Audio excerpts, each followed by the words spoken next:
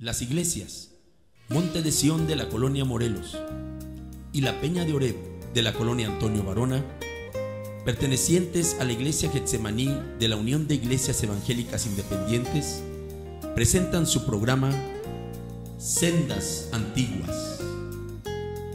Andad por el buen camino.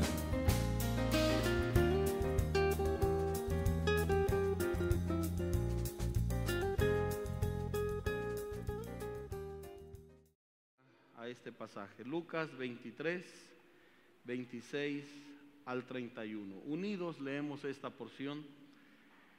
Y llevándole, tomaron a cierto Simón de Cirene, que venía del campo, y le pusieron encima la cruz para que la llevase tras Jesús.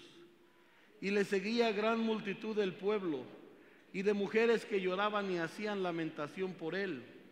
Pero Jesús, vuelto hacia ellas, les dijo: hijas de Jerusalén, no lloréis por mí, sino llorad por vosotras mismas y por vuestros hijos, porque he aquí vendrán días en que dirán: bienaventuradas las estériles y los vientres que no concibieron y los pechos que no criaron. Entonces comenzarán a decir a los montes: caed sobre nosotros, y a los collados: cubridnos, porque si en el árbol verde hacen estas cosas, en el seco, ¿qué no se hará? Lo que ocurre en Semana Santa, lo que ocurre en esta semana, en este día, en cuanto a la persona de Jesús, es realmente una situación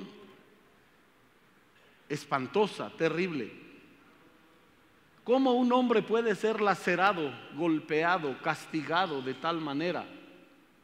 ¿Cómo puede un hombre soportar tanta crueldad, tanto castigo? En la historia, hermanos, la historia de la humanidad, se ha visto que el peor enemigo del hombre es el hombre mismo. Se ha visto que quien es capaz de infringir a un hombre, a un individuo, los ataques más crueles, más viles, es otro hombre. Ni siquiera entre los animales se dice ocurre lo que ocurre en la humanidad. Un animal no es capaz, no lo hace, nunca lo ha hecho, de tener sojuzgado a otro animal.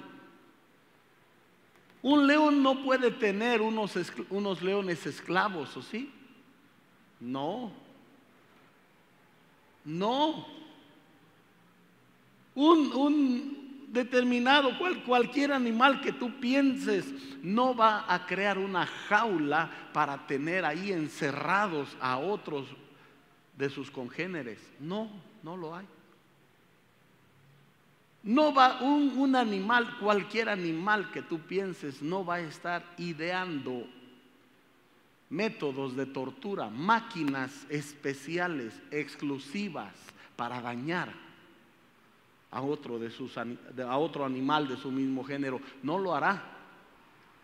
El hombre, ¿ante quién saca la mayor expresión de crueldad? Ante el hombre mismo.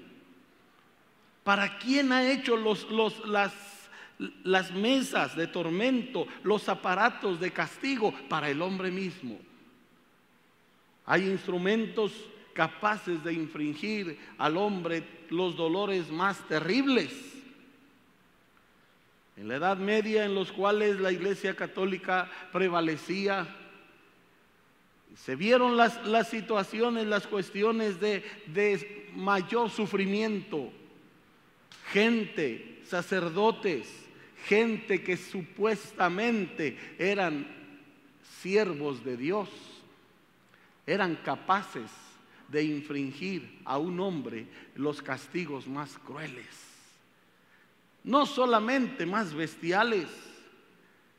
La historia nos habla de la Inquisición, a quien algunos llaman la Santa Inquisición.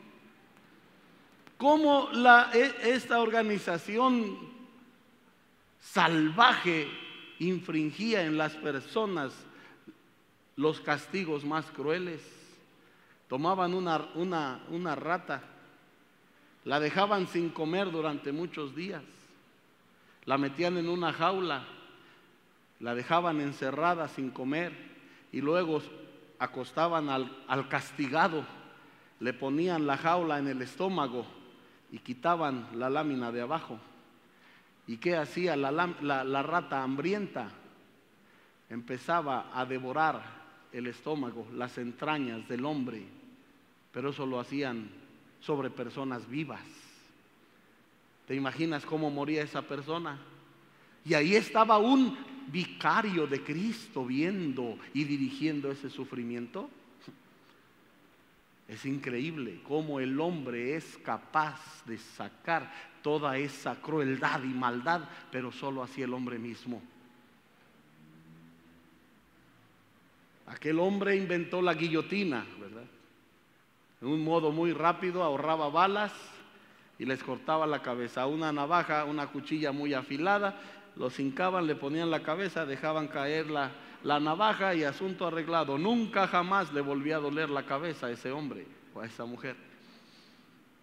Qué ironía que ese hombre que la inventó murió en su mismo invento.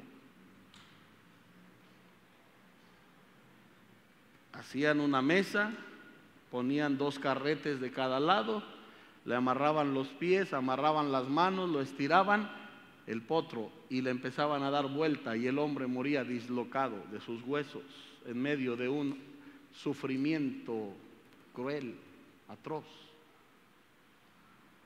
Llegamos, hermanos, qué triste es ver esto. Qué triste es ver que el hombre es capaz de reducir a la esclavitud a otro hombre, sojuzgarlo, maltratarlo, humillarlo. El hombre saca su mayor crueldad con el hombre mismo. Y cuando el rey de este mundo, cuando el rey de reyes y señor de señores vino a este mundo, el hombre sacó toda su saña en contra de él. No lo recibieron, no lo trataron como él se merecía. Cuando Jesús estaba siendo expuesto a estos tormentos, hermanos, cuando iba a ser crucificado, hubo tinieblas sobre la faz de la tierra. El cielo no quiso ser testigo mudo. ¿Se imaginan la expectativa de los ángeles que no alcanzaban a entender cómo el glorioso paladín de los ejércitos celestiales, Jesucristo, el Rey de gloria, está siendo masacrado, está siendo golpeado por su creación? Ellos que a una señal solamente de Cristo podía haber venido una legión y destruir a la humanidad en ese instante. Están siendo testigos cómo la humanidad, la creación, está castigando a su creador. Empieza su castigo, lo toman preso, lo golpean, lo abofetean, lo hieren, ponen una corona de espinas en su frente. Esas espinas causan heridas y va ocasionando derramamiento de sangre. Los golpes sobre su rostro, las partes más débiles del rostro, los pómulos, los labios se florean y empieza a derramar sangre. El flagelus, así se llamaba el látigo romano, era una tira de 7, 8 metros de largo, un cuero de 7 metros de largo, y en la punta tenía 11, 13 cintas más cortas, y en la punta de cada cinta un garfio de metal. Un historiador judío romano, Flavio Josefo, dice que había soldados romanos tan expertos en el uso del flagelus, del látigo romano, que eran capaces de despellejarle la espalda a un individuo solo con eso. Con tal precisión aventaban el látigo y lo chicoteaban, y cómo caían los pedazos de piel. Y así eran capaces, eran tan diestros. Qué destreza, ¿verdad? Para infringir crueldad. A Jesús le dieron 39 latigazos, porque así lo establecía la ley. Así lo establecía el castigo. No 40, era 40, pero para que no se envilezca, para que no se sintiera tan denigrado, nada más le daban 39, no 40. ¡Qué misericordia! Y aquellos soldados burdos, toscos, golpeando el rostro de Jesús, tapando, vendando su rostro, diciendo: si tú eres el Cristo, profetiza y dinos quién te está golpeando. Dinos quién te está golpeando.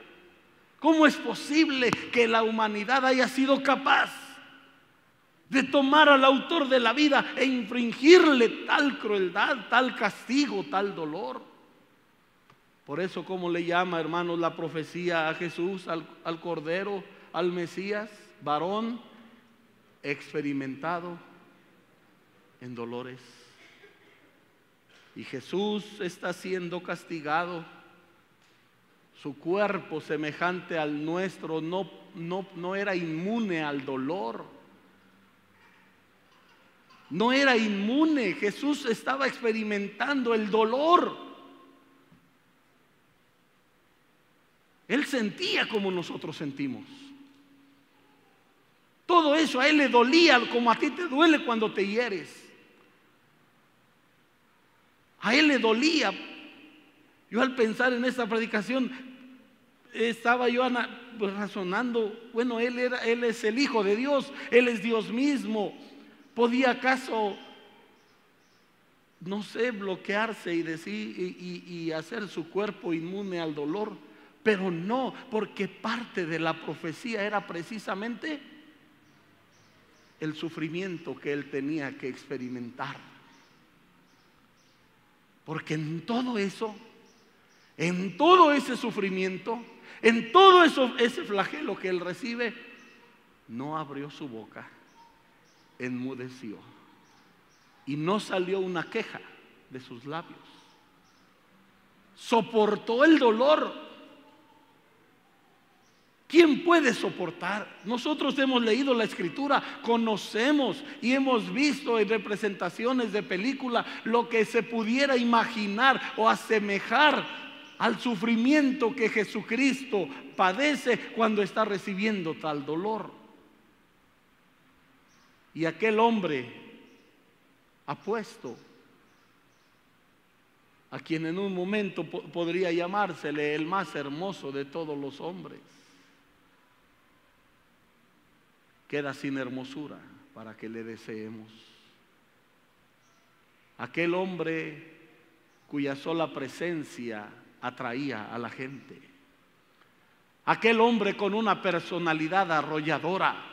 Aquel hombre, Jesucristo, el Hijo del Dios del cielo, que llamaba la atención por sus palabras, por su presencia, por ser quien es. Lo vemos reducido a un cuerpo lleno de heridas, de llagas, sangre sobre su cuerpo entero. ¿Dónde estaban sus facciones? Sin hermosura para que le deseemos. Es común en esta semana que se vean en el mundo las expresiones de fanatismo. Gente ignorante, fanática, que quiere simular, que quiere repetir lo que Cristo pasó.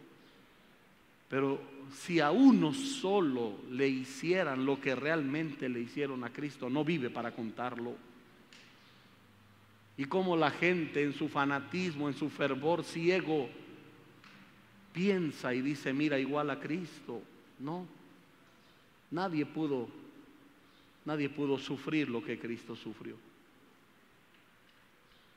Jesucristo es tomado preso desde el jueves en la noche, empieza a ser castigado, porque eso sí lo llevaban de aquí para allá. Uno dice: pues lo voy a golpear, lo voy a castigar y lo voy a dejar ir. Lo golpean, pero no lo dejan ir, lo mandan por allá y caminando y golpeado, caminando y golpeado y recibiendo instante a instante golpes, ofensas, desprecios, castigo, burlas.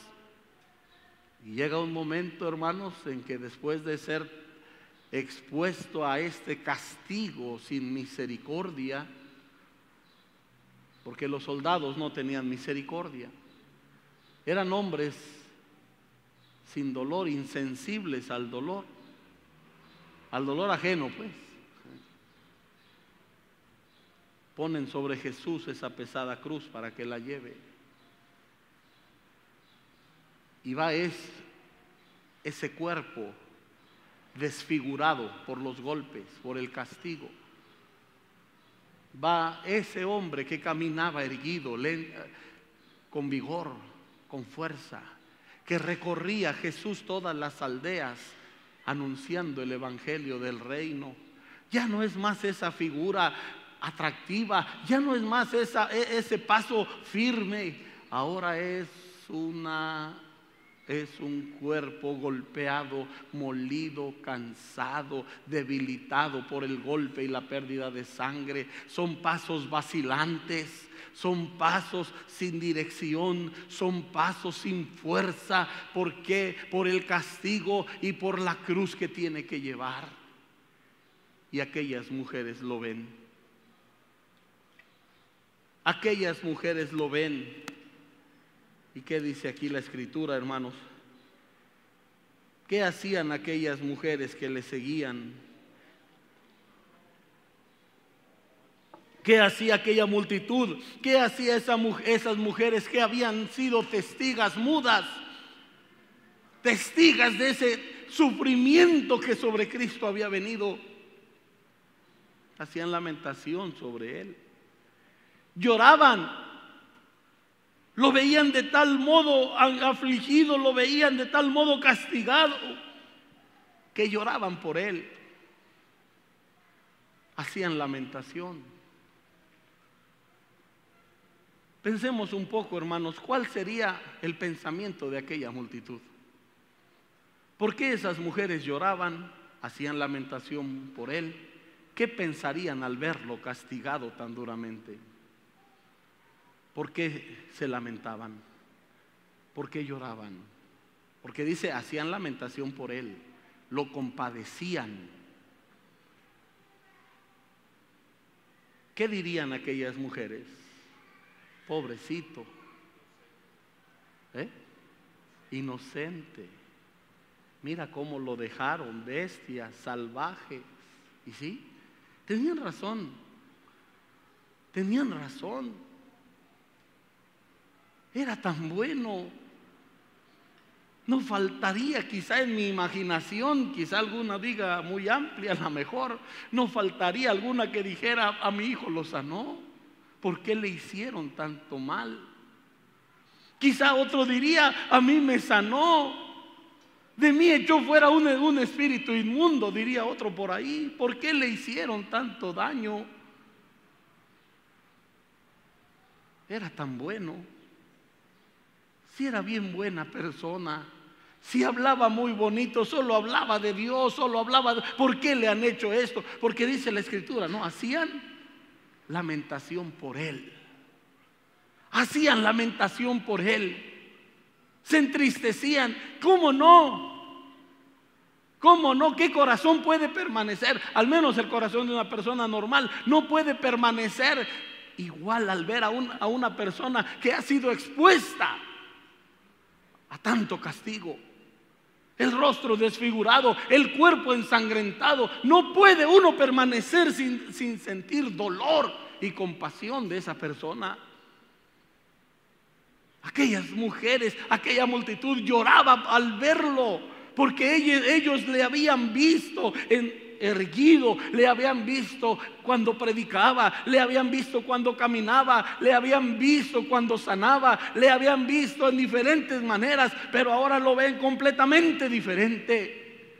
Si es, no es, pero no se parece. ¿Cómo se va a parecer si lo golpearon tanto? Y lloraban y lloraban. Pero aquellas eran lágrimas equivocadas. Lágrimas equivocadas. Jesús, al ver a aquellas mujeres que lloraban, se voltea para decirles: hijas de Jerusalén. Léanlo conmigo, hermanos, el verso 28, lo que les dice Jesús: hijas de Jerusalén, no lloréis por mí, sino llorad por vosotras mismas y por vuestros hijos. Ahí está esa expresión del Jesús que ellas conocían. Aunque estaban viendo el cuerpo completamente castigado, pero Jesús sigue siendo Señor. Pero Jesús sigue siendo el Hijo de Dios. Pero Jesús sigue siendo Jesús.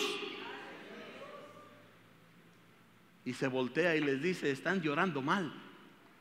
No lloren por mí.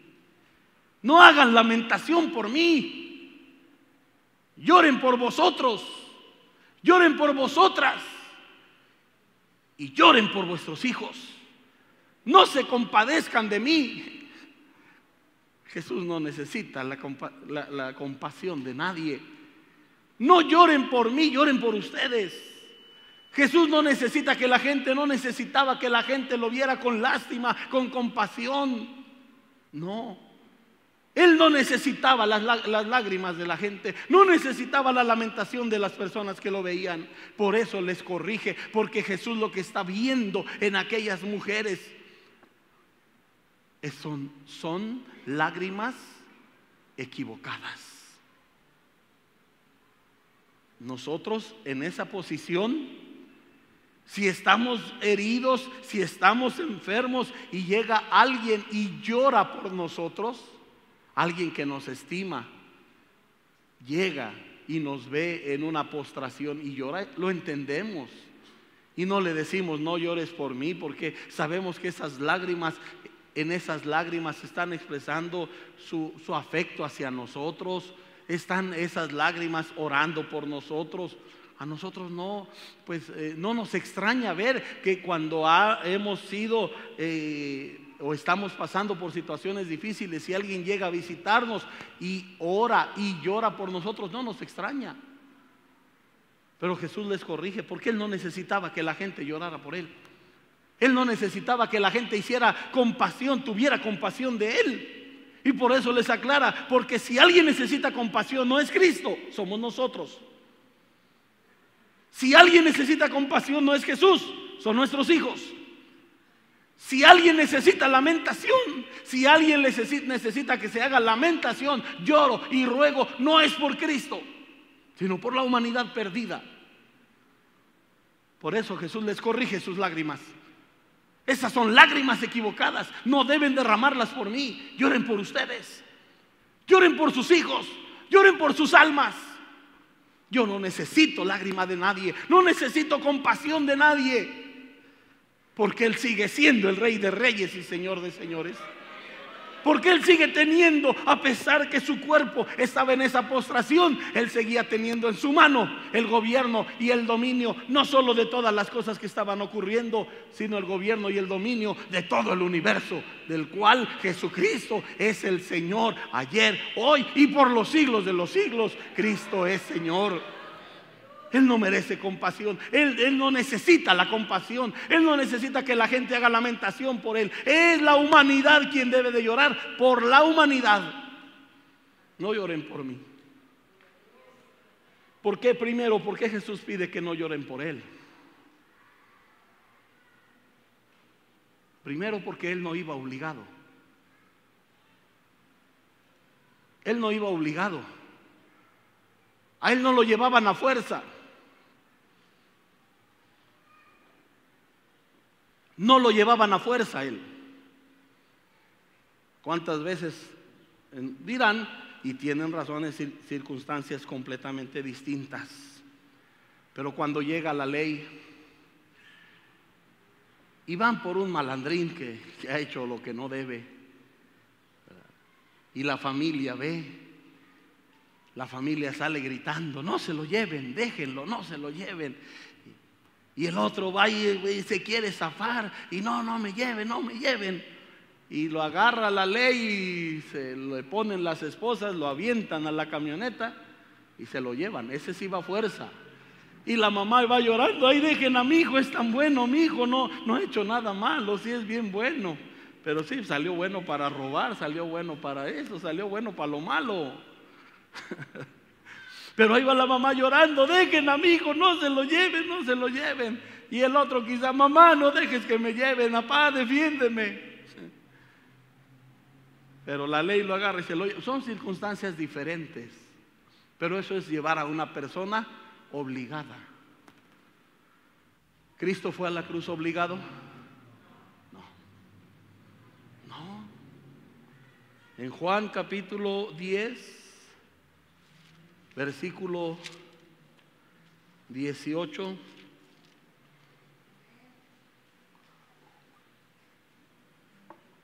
dice: nadie me la quita.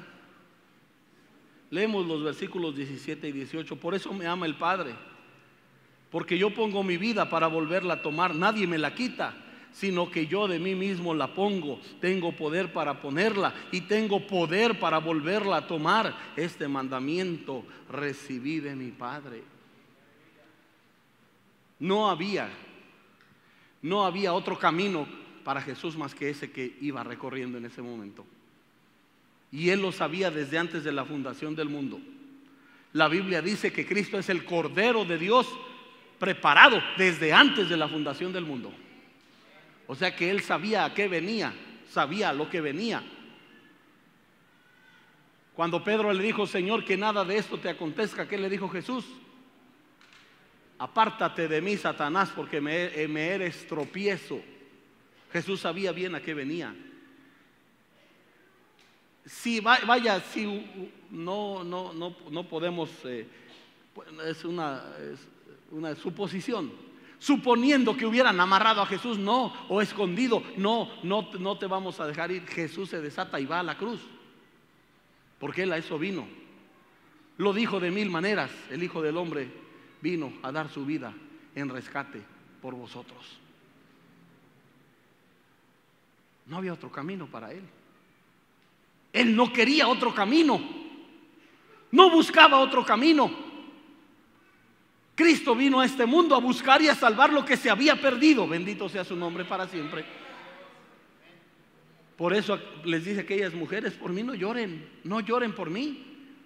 Yo no voy obligado. Todo esto lo recibo porque quiero recibirlo por amor a vosotros. No me están obligando. No me están obligando. Por ahí hay una película tan absurda que se llama La Última Tentación de Jesús, que trata de eso. Que de repente Jesús recibe una tentación para ser un hombre común y normal. Y la tentación le está jalando para que deje de ir a la cruz y viva como cualquier hombre. Eso para Jesús no era tentación. Es absurdo eso. Es absurdo eso, es absurdo pensar que Jesús pudiera haber sido tentado. No vayas a la cruz, no, mira, quédate mejor, aquí hay una casita, te casas, tienes hijos, aquí quédate como un simple mortal. Eso no era tentación para Jesús, porque Él sabía lo que venía. Él venía a dar su vida porque tenía poder para darla, pero también tenía poder para volverla a tomar. Bendito sea su nombre para siempre. Él tuvo bien presente siempre el objetivo por el cual había venido. El Hijo del Hombre no vino a ser servido, sino vino a servir. ¿Por qué lo dijo de mil maneras y nadie le creía? ¿Por qué lo dijo de muchas formas y nadie le entendía? Era su problema de la gente que no entendía. Pero Jesús sabía a lo que había venido. Por eso les dice a aquellas mujeres: por mí no lloren. Este es el camino que yo quiero seguir. Porque si no voy por aquí, si no voy a la cruz, la humanidad está condenada. La humanidad está condenada al castigo eterno.